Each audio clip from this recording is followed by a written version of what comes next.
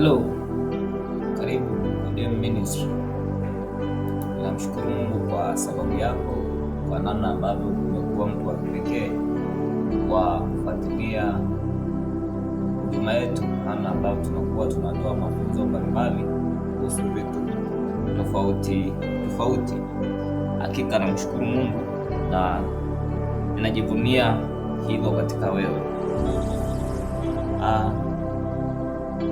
Mwaka mmoja kuna mtu alishaye kusema kwamba mmoja alikuwa anaitwa Tony Robbins, alisema kwamba stop blaming and start doing, kwamba uache kulalamika na uanze kufanya, ikiwa anamaanisha kwamba kulalamika haimaanishi kwamba utafanikiwa, ila ukiacha kulalamika ukaanza kufanya unaweza ukafanikiwa. Lakini pia mtu mmoja pia alikuwa anaitwa Mike Murdock, alisema do not complain about what you permit, do not complain about what you permit. Akamaanisha kwamba usilalamike juu ya kile kitu ambacho unakutana nacho. Hapana, hauruhusiwi kulalamika nacho, lakini kifanyie mazingira mazuri ili kusudi kiweze kusaidia. Sasa leo nimekuja na jinsi ya kuacha maisha ya kulalamika.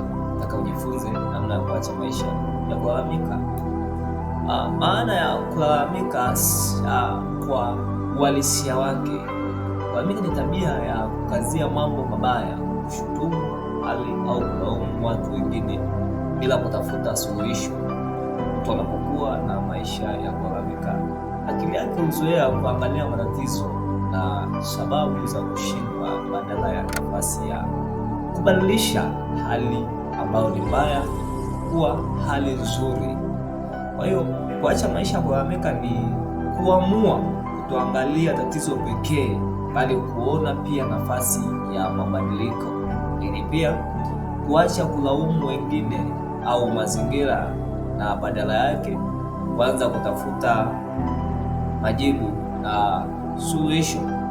Lakini pia kulea mtazamo wa shukrani na mtindo wa kuchukua hatua kwenye maisha yako. Kwa hiyo hao ni mambo ambayo unastahili uyajue. Usiwe mtu wa kulalamika sana juu ya kile kitu ambacho unakutana nacho, juu ya kile kitu ambacho unakifanya na kuwa haina faida. Mfano wa Biblia, Waisraeli walipokuwa jangwani walilalamika sana kwa Musa na kwa Mungu pia. Kusoma kitabu cha Kutoka 16 mstari wa 2 hadi wa 3 utaona kulalamika kwao kuliwafanya wakose kuingia kwa haraka nchi ya ahadi, nchi ya Kanaani, wakizunguka miaka 40 pale jangwani. Kwa hiyo baada ya kuzunguka pale, wao walipata shida, kwa sababu kilichowapelekea wafeli ni pale ambapo walikuwa wanalalamika sana. Stop blaming and start doing, ndio ambacho alisema Tony Robbins. Kulalamika sio kwamba utafanikiwa, hapana. Kulalamika ujue kwamba pia utakosa vyote kwa wakati mmoja. Unaweza ukalalamika ukakosa vitu vya msingi sana. Unaweza ukalalamika ukapoteza mambo yote ya maana. Kwa hiyo sasa unaweza ukaangalia ni kipi bora kwako, kati ya kuendelea kulalamika ukose vyote au kuanza kufanya ili uweze kupata vyote. Kwa hiyo ni jambo ambalo unastahili ulifikiria sana na ulifanya kwa uangalifu mkubwa sana. Hapa kuna faida za kuishi maisha ya shukrani. Faida za kuishi maisha ya shukrani. Kuishi maisha ya shukrani ni mtazamo wa kutambua mema na fursa ulizonazo hata katikati ya changamoto, na faida zake ni nyingi sana kwenye maisha ya mwanadamu. Faida ya kwanza, inabadilisha mtazamo wako wa akili, mindset, change of mindset. Shukrani huondoa mtazamo wa ukosefu na kuchochea mtazamo wa wingi.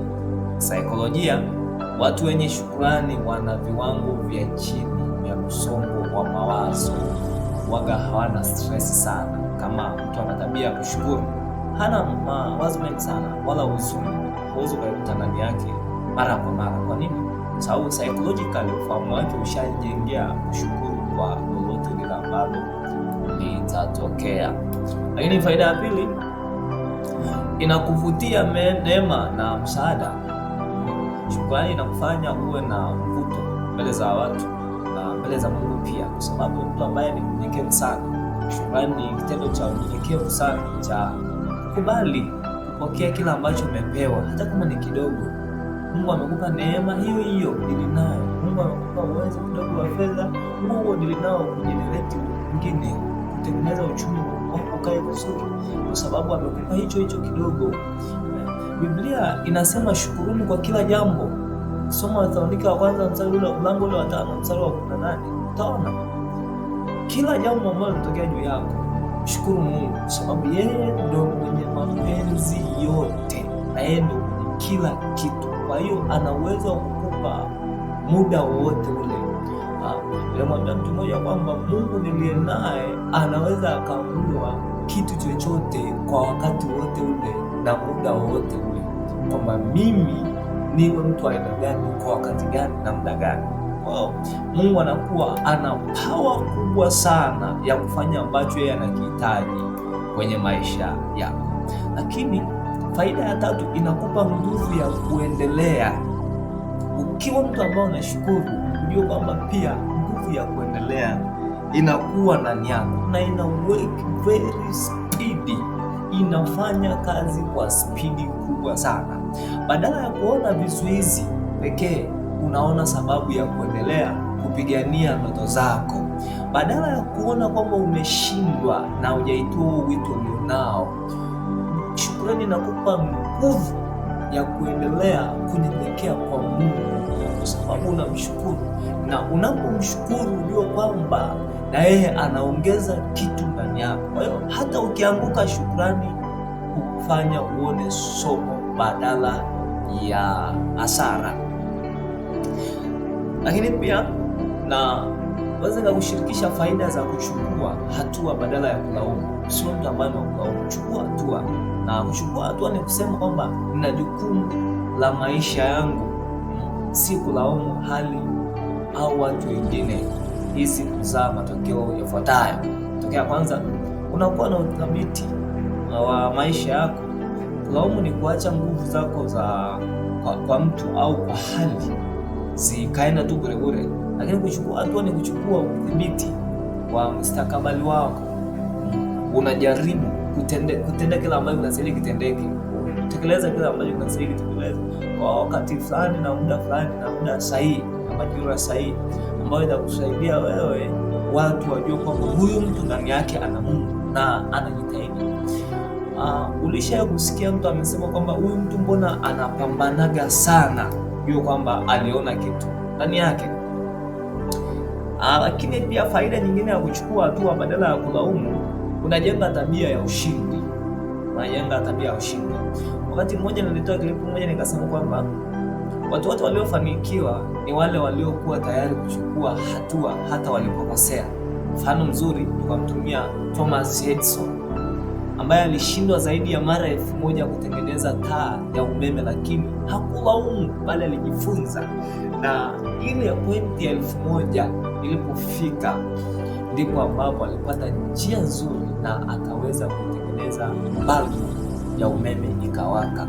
Kwa hiyo sio jambo rahisi, ni jambo la kupambana, ni jambo la kujenga tabia ya ushindi, kwamba mimi ni mshindi tu, hata kama ni kwa kawaida, lakini mimi ni mshindi mkubwa sana. Pointi namba 3, usilaumu. Faida za kulaumu, za kuchukua hatua badala ya kulaumu: unajenga heshima na kuaminika. Watu wote waliofanikiwa walikubali kujenga heshima na waliaminika, na jamii na hata Mungu hufurahia watu wanaotenda, si wanaolalamika tu. Hata ndoto kubwa hujengwa kwa vitendo vidogo vya kila siku, every day.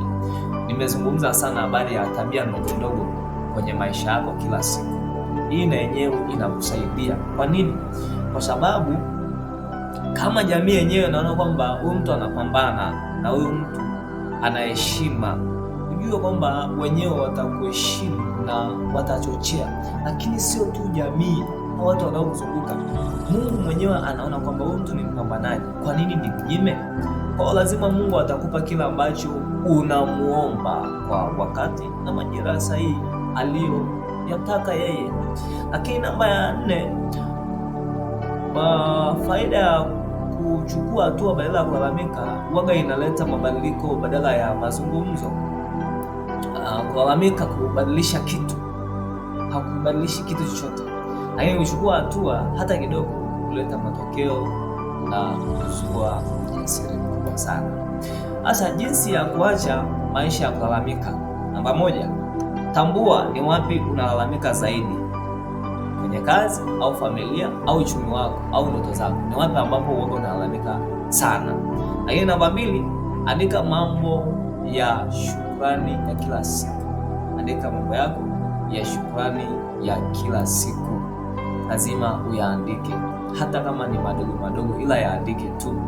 Namba 3, weka malengo na mipango badala ya kuishia kwenye maneno tu. Anza weka mipango yako, weka malengo yako badala ya kuishia kwenye maneno. Hii ndio njia ambayo itakusaidia kuacha maisha ya kulalamika sana. Lakini namba 4, chukua hatua ndogo ndogo kila siku, hata kama hali bado ni ngumu. Fanya kitu chochote kile kidogo kidogo. Kwa hivyo mwisho wa siku utajikuta kwamba umefika kule ambapo unaenda.